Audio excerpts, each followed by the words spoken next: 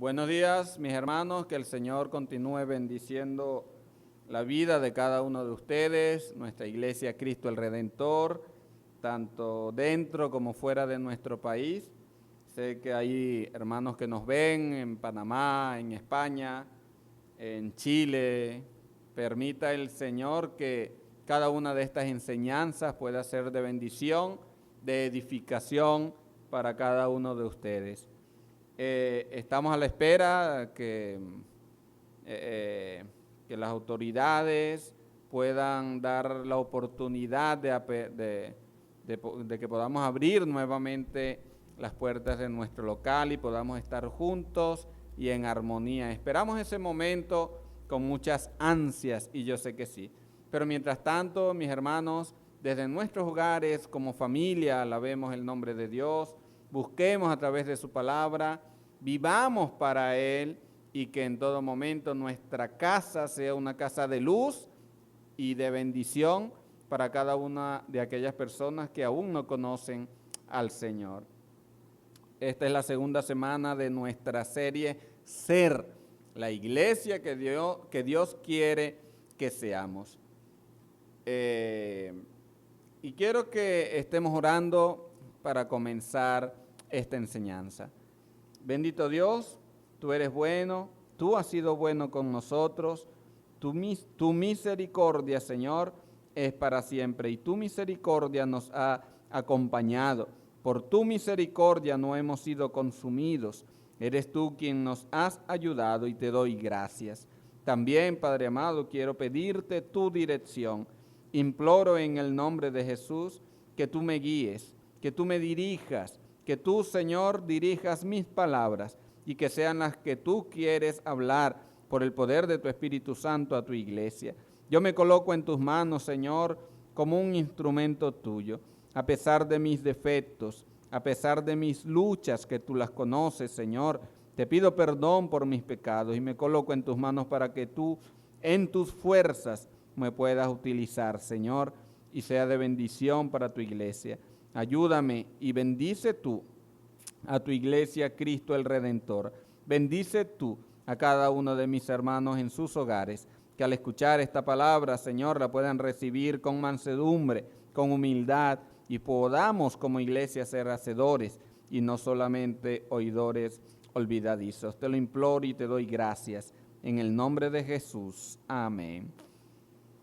La semana pasada, mis hermanos, estuvimos hablando lo que significa la iglesia, lo que es ser, que la iglesia es un organismo vivo, está compuesta por el cuerpo, la iglesia es el cuerpo, como piedras vivas, cada uno de nosotros, cada uno de los miembros, cada uno de los que le servimos al Señor, completamos un edificio donde Cristo es la cabeza. Y nos guiamos a través de lo que la cabeza, nuestro Señor Jesús, nos ordena. Y el día de hoy hay una pregunta, o está esta pregunta: ¿cuál es o cómo es la iglesia que Dios quiere que seamos? Pues en primer lugar, mis hermanos, la iglesia que Dios quiere que seamos es una iglesia bíblica, una iglesia que escucha la voz de Dios. Un organismo vivo guiado por una sola voz. Creo que esta es la iglesia que el Señor quiere que nosotros seamos. Un organismo vivo que es la iglesia que tiene vida en Cristo, guiado por una sola voz, y esta es la voz del Señor. Por allá en los años 1940, 41, en plena guerra mundial, el país de Japón decidió atacar una base naval de Estados Unidos ubicada en Hawái, en un lugar que se llama Pearl Harbor, y este ataque produjo la muerte de miles y miles de personas, y no solamente eso, sino que ocasionó que Estados Unidos, como potencia mundial, entrara a formar parte de la Segunda Guerra Mundial.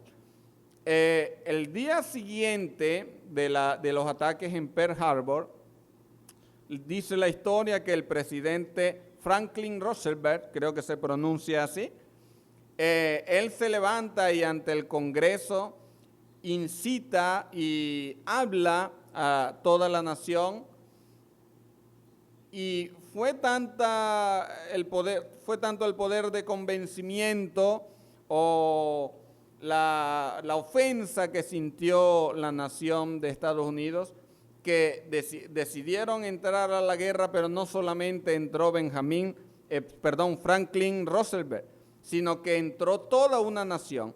Pero Franklin fue, el presidente del momento, fue la voz de un pueblo. Franklin Roosevelt pasó a ser esa voz que comandó a toda una nación durante la Segunda Guerra Mundial. Y vemos entonces a través de la historia cómo toda una nación, pudiéramos llamarlo un organismo vivo que representa la nación, las personas, eran guiadas por una voz, la voz del presidente, de su líder actual. También, hermanos, estuve viendo un video, lo han pasado por ahí, lo han publicado en muchos grupos, un video donde se ve como una calle amplia, una avenida, parece incluso centro de una ciudad, y se ve a un hombre caminando y atrás de él venía una gran cantidad de ovejas, cientos y cientos de ovejas, y esas ovejas seguían a ese hombre, al pastor. Y cuando nos vamos, quizás si nos pudiésemos ir a un lugar donde tienen criaderos de ovejas o donde las cuidan, hay un pastor para esas ovejas, y esas ovejas oyen la voz de su pastor. Y ese pastor va al frente y las ovejas sencillamente lo siguen. Y vemos a un organismo vivo, vamos a llamarlo de esta manera, ¿cómo le llamarías tú, Víctor? Un enjambre, bueno, una gran cantidad de ovejas siguiendo una sola voz. No siguen a varias voces, siguen una sola voz, porque las ovejas se acostumbran a esa voz y siguen esa voz. Ahora, ¿qué sucede en la iglesia? La iglesia es un organismo vivo guiado por una sola voz, la voz de Cristo Jesús, y que encontramos a través de la Biblia. Dice Hebreos capítulo 1, versículo 1, que anteriormente Dios hablaba a su pueblo de distintas maneras, lo hacía a través de los profetas, pero ahora nos ha hablado a través de Cristo Jesús. Y las palabras de Cristo Jesús están aquí. Hermanos, un organismo vivo, la iglesia es un organismo vivo guiado por una sola voz, la voz de Cristo. Pero esa voz de Cristo la encontramos en su palabra. ¿Cuál es su palabra? Aquí está, en la Biblia.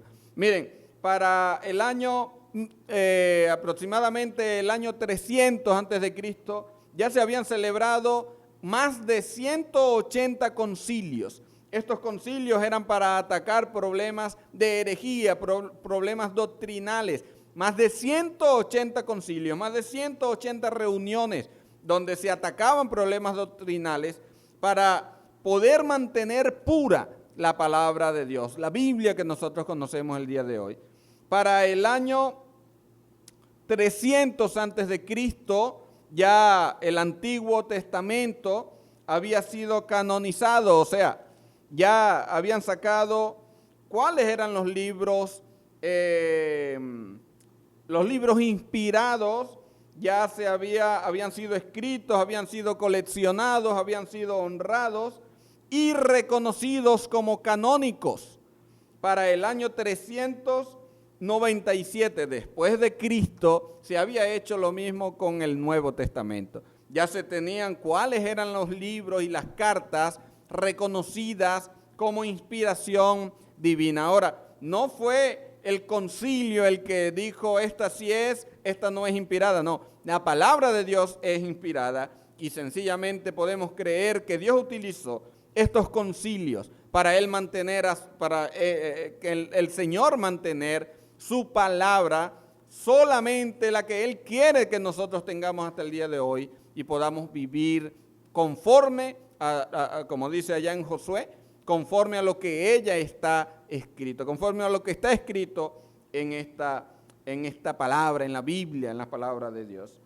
Pero no quedó allí. Desde el comienzo de la persecución de la iglesia, ya en Hechos, lo vemos en el libro de Hechos, la persecución de Nerón. Después vino varios otros emperadores romanos que arremetieron en contra de la iglesia y arremetieron en contra de lo escrito en ese momento.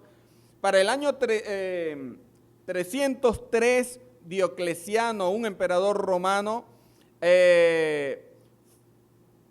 fue tanta la persecución, la intención de destruir la Biblia, que él en unos papiros, que era el papel del momento, en unos rollos, él sencillamente clavó un asta y dijo: hasta aquí llegó la Biblia. Posteriormente, algunos años después, aproximadamente 20 años después, cuando Constantino comenzó a reinar, fue emperador, Constantino ofreció dinero para el que pudiera tener una Biblia. En ese momento, dice la historia, que salieron más de 50 Biblias que estaban guardadas.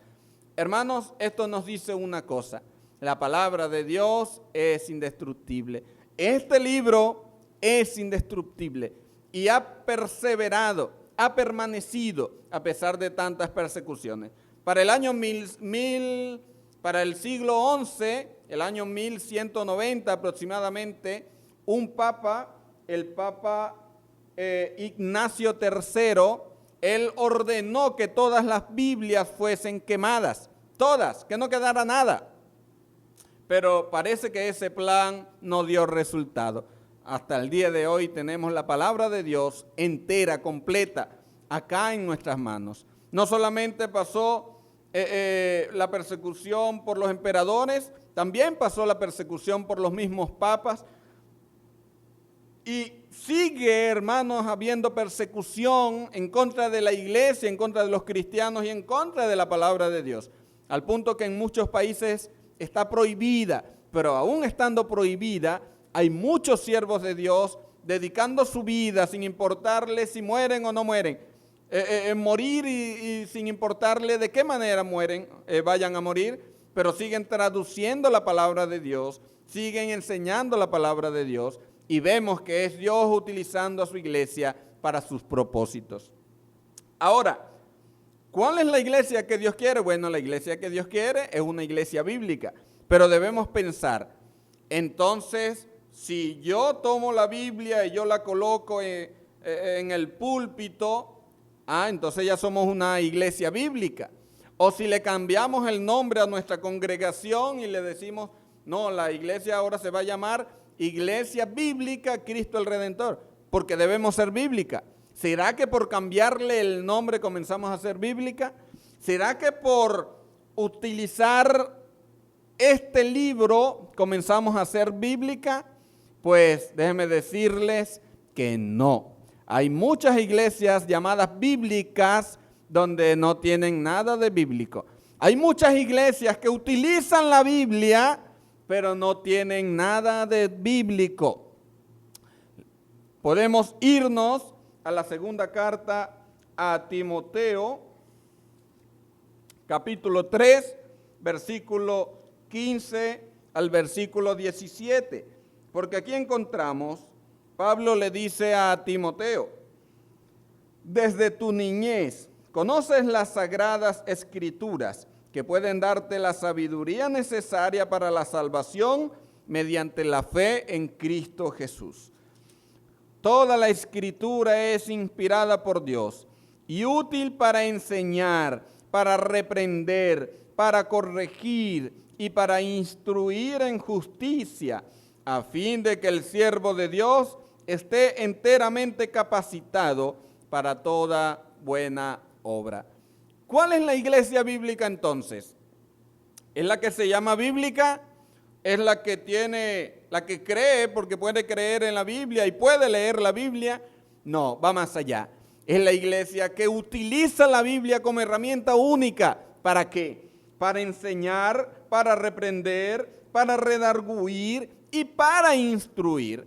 Si la enseñanza, si la reprensión, si la instrucción, si la corrección no es amparada en los parámetros bíblicos, entonces no es una iglesia bíblica. Y no solamente eso, sino que es bíblica cuando se enseña, cuando se estudia, se interpreta correctamente la palabra, pero también es bíblica cuando se ven los resultados en las personas. ¿Cuál es el resultado? Mire lo que dice. A fin de que el siervo de Dios esté enteramente capacitado. Dice la versión Reina Valera, perfecto, sea perfecto. Esta palabra perfecto habla de madurez, una madurez espiritual.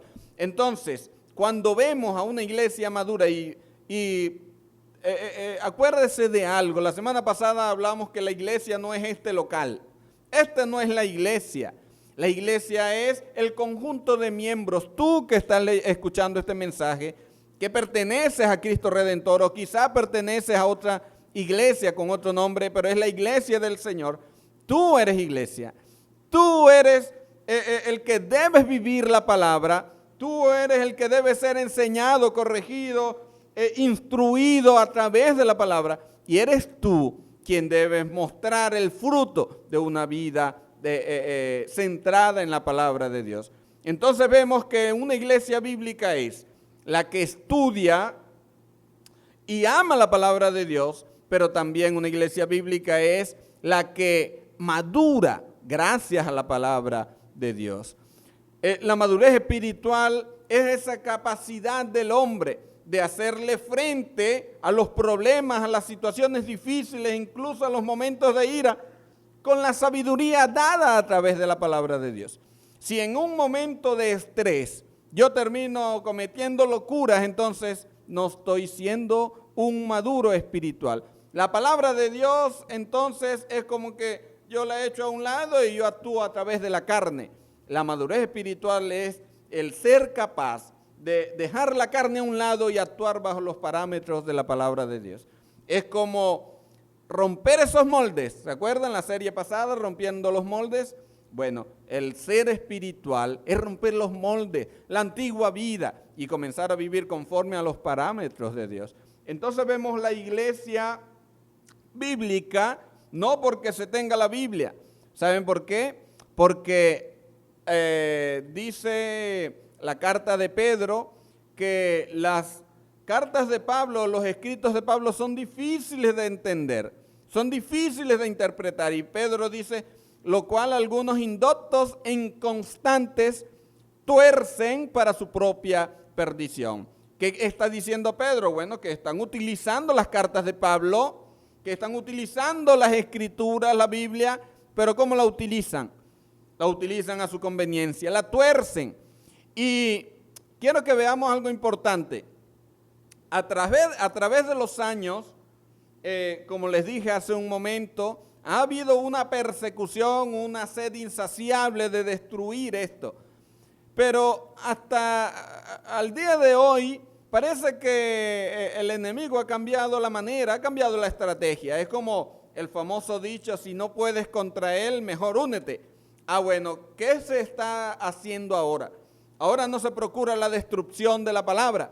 Ahora se estudia la palabra, pero se interpreta conforme a los deseos del hombre. Ahora se estudia la palabra, se enseña la palabra, pero no conforme a lo que en realidad está escrito, sino conforme a la intención humana. De allí que vemos tantas falsas doctrinas, falsas enseñanzas, y se cumple lo que vimos la serie pasada, lo que dice ahí en Timoteo, se amontonarán muchos con ganas de oír, de escuchar lo que ellos quieren escuchar. Vemos entonces, hermanos, una iglesia de esta magnitud.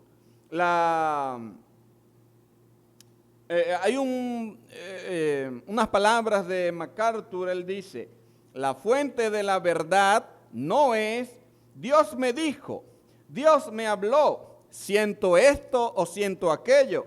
La fuente de la verdad debe ser la Biblia dice.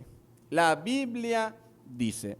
Hermanos, permita el Señor en realidad que cada uno de nosotros podamos prestar atención a lo que la Biblia dice. Ni siquiera a lo que está diciendo Carlos Altuve. ¿Saben por qué? Porque Carlos Altuve puede que hoy le vaya de maravilla, puede que mañana pueda errar, pueda decir algo que en la Biblia no está. Pero cuando usted comienza a leer la Biblia, cuando usted comienza a estudiar la Biblia y cuando usted comienza a leer lo que yo estoy enseñando y usted dice, no, pero esto no es lo que dice aquí.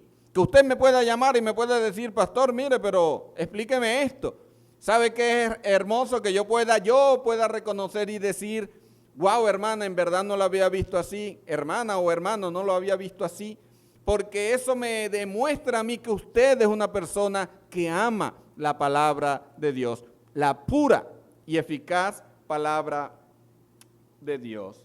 Entonces, la iglesia es un organismo vivo guiado por una sola voz. Nosotros guiados por una sola voz. Y esa voz es Cristo, esa voz de Cristo, es su palabra, es la Biblia.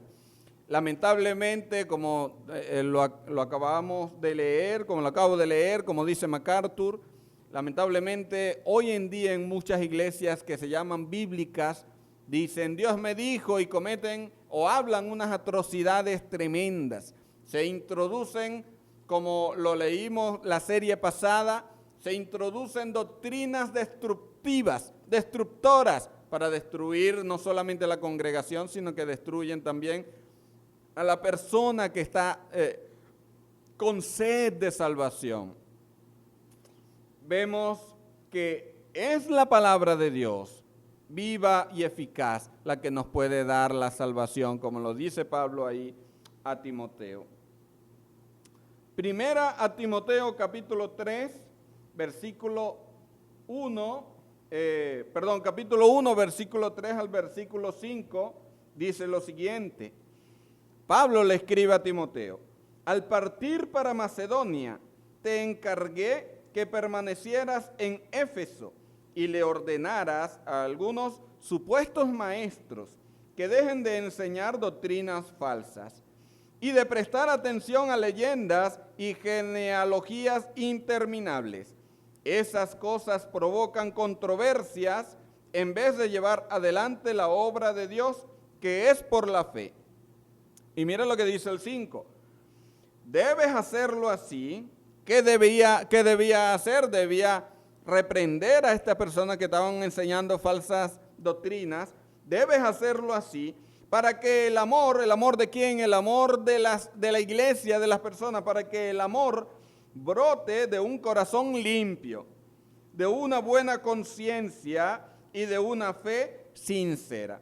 ¿Qué podemos decir entonces? Que una iglesia bíblica es la iglesia que ama a Dios. ¿De qué manera? Con un corazón limpio, con una buena conciencia y con una fe no fingida, con una fe genuina. Una iglesia bíblica, repito, es la que ama a Dios y creo que también va un poco más allá, es el amor también hacia el prójimo. Con un corazón limpio, con una buena conciencia y con una fe sincera. Pero ¿saben cuál es el problema, hermanos? ¿Cuál es el problema de la iglesia hoy en día? Bueno, lo que vimos la serie pasada. El problema es que lamentablemente muchos no aman la palabra de Dios. Muchos no están amando las escrituras. Y pastor, ¿cómo sabe usted que yo no la estoy amando? Deje de estar hablando cosas que no son. Bueno, yo te voy a hacer una pregunta. ¿Con cuánta, vamos a decirlo, con cuánta continuidad lees tú la palabra de Dios al día? ¿Lo lees una vez al día? ¿La lees 2 veces al día? ¿La meditas? ¿O cuánto tiempo pasas sin estudiar la palabra? ¿Cuánto tiempo pasas sin leer un versículo? ¿Un día? ¿Una tarde? ¿2 semanas? Ok, ¿cuánto tiempo pasas sin agarrar el teléfono? ¿Cuánto tiempo puedes pasar sin revisar los estados de WhatsApp? ¿Cuánto tiempo puedes pasar sin revisar el Facebook? ¿Cuánto tiempo puedes pasar sin ver una película? ¿Qué estamos amando más? ¿Qué estamos amando más?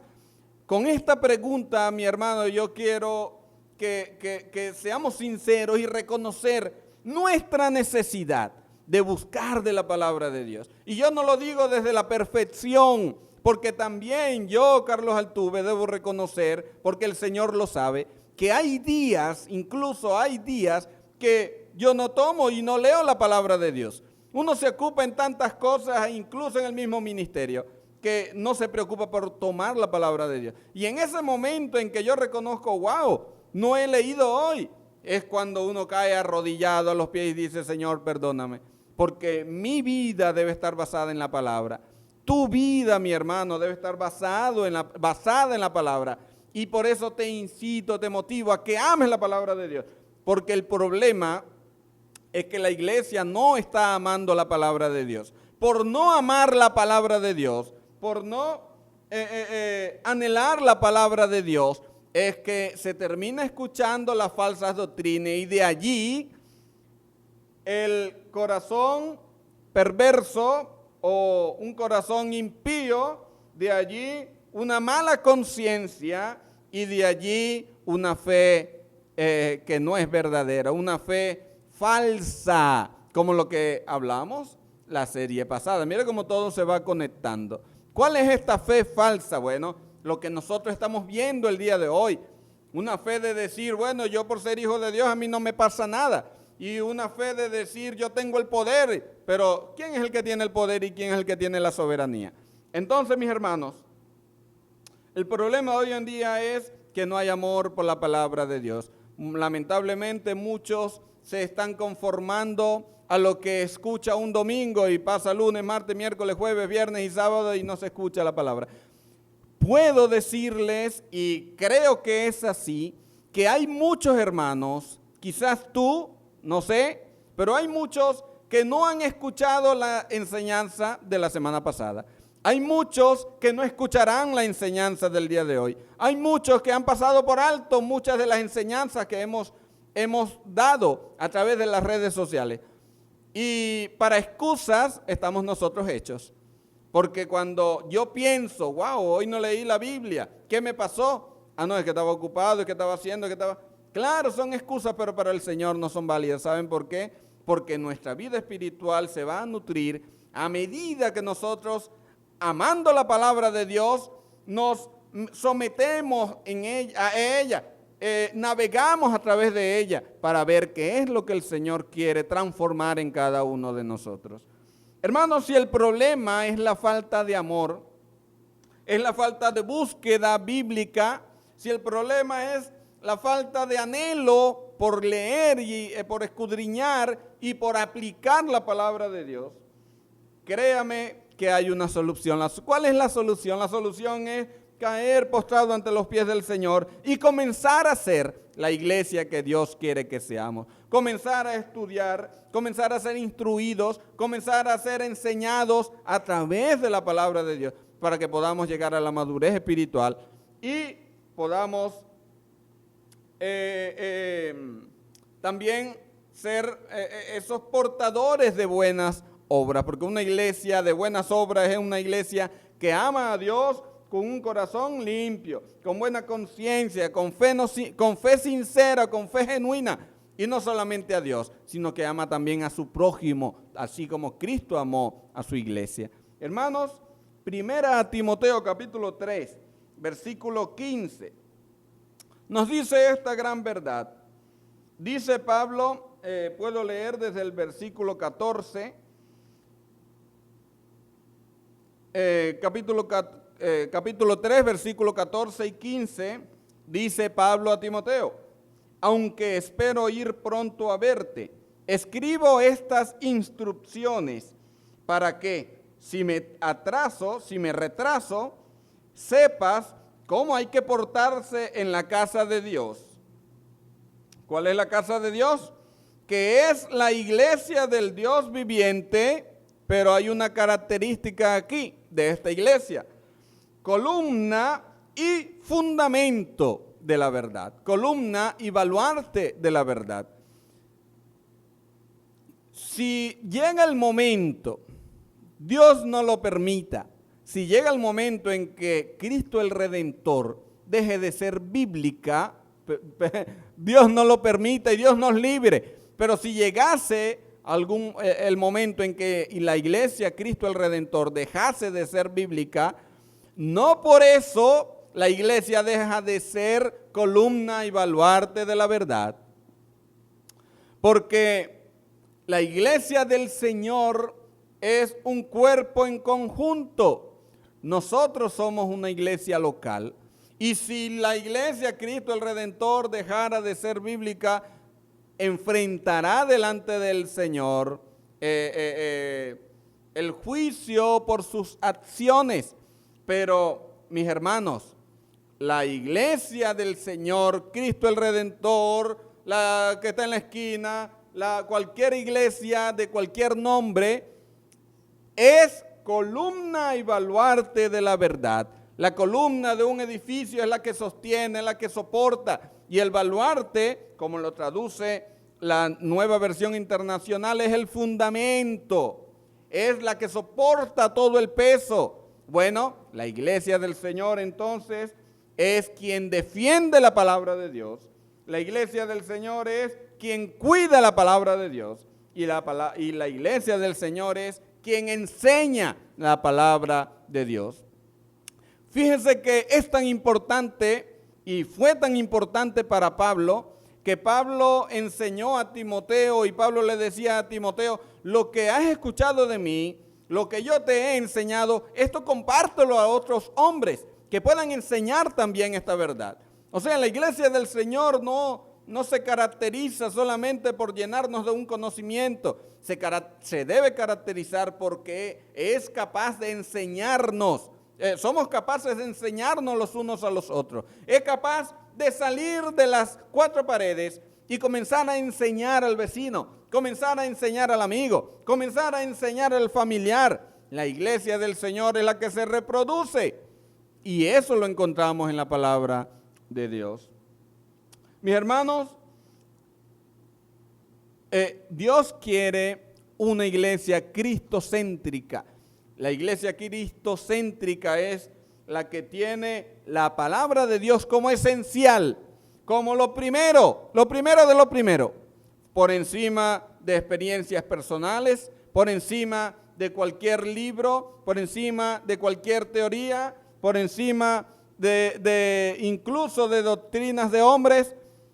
Una iglesia cristocéntrica es la que vive conforme a lo que la palabra de Dios enseña. Y no solamente eso, sino que también anhela enseñar esta verdad a aquellos que aún no la conocen. Cuando Pablo le dice a Timoteo que la palabra es útil para enseñar, para redarguir, para corregir, para instruir en justicia, Pablo le está diciendo a Timoteo que cada uno de nosotros, como iglesia, como miembros, debe tener esa capacidad por la palabra de Dios. Debe tener ese conocimiento bíblico de ser capaz de enseñar a otros, de ser capaz de redarguir a través de la palabra a otros, de ser capaz de corregir a través de la palabra a otros y de ser capaz de instruir, de enseñar a través de la palabra a otras personas.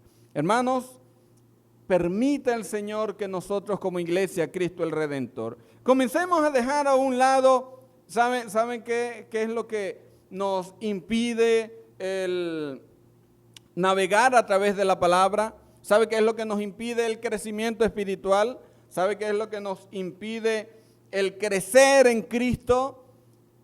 Hay una palabra que se llama procrastinación. Hay una palabra que se llama pereza. Hay una palabra que se llama comodidad, porque incluso estando en la comodidad de nuestro hogar y teniendo la Biblia a un lado no la tomamos, porque lo más cómodo es, bueno, revisar el teléfono, meternos en Facebook, meternos en Instagram. Pero hermanos, es momento de comenzar a cambiar. ¿Queremos ser una iglesia bíblica? Es momento de comenzar a cambiar. ¿Queremos ser una iglesia que honre y agrade a Dios? Es momento de comenzar a navegar a través en la palabra de Dios y comenzar a ser la iglesia que Dios quiere que seamos. Mis hermanos, vamos a orar y que el Señor le bendiga. Bendito Dios, ante ti estamos y reconocemos nuestra necesidad de ti. Padre, yo, Carlos Altuve, debo reconocer ante ti que en muchas ocasiones he dejado tu palabra a un lado y he preferido, Señor, distraerme o perder el tiempo en tantas otras cosas antes que indagarlo en lo que tu palabra me quiere enseñar. Debo reconocer, Señor, mi falta de amor, mi falta de entusiasmo, mi falta de apetito por tu palabra.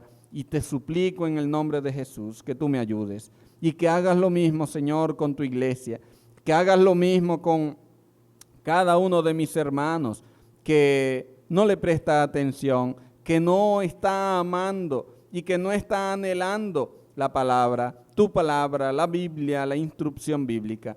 Te ruego por todos nosotros que tú nos ayudes, Señor. Ayúdanos a someternos a ti, porque dice tu palabra, someteos pues a Dios, resistid al diablo y él huirá de vosotros. Y que con un corazón limpio, con una fe sincera, con una fe genuina y con una buena conciencia podamos amarte a ti y podamos amar, Señor, a nuestro prójimo, así como tú nos amaste a nosotros.